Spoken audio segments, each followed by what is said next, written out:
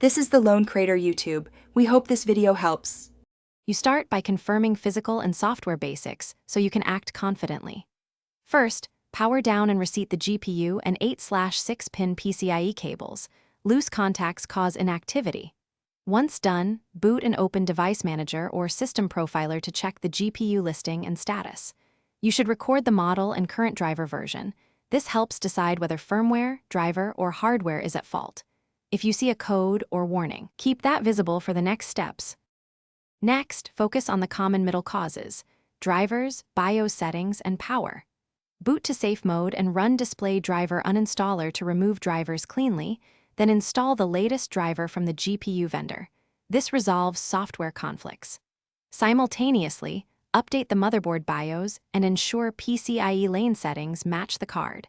Some boards default to limited modes.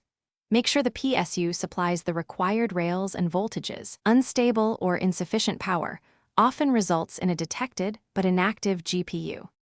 Finish by isolating hardware faults and preparing for service.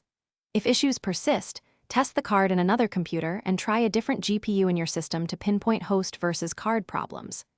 Inspect the card for physical damage, bent PCIe pins, blown capacitors, or scorch marks, and confirm fan's spin and BIOS recognizes the device. If the GPU remains inactive after these steps, gather system logs, error codes, and test results. Then contact the vendor or initiate an RMA. That single troubleshooting tip saves time. Thanks for watching. Consider subscribing if we helped you.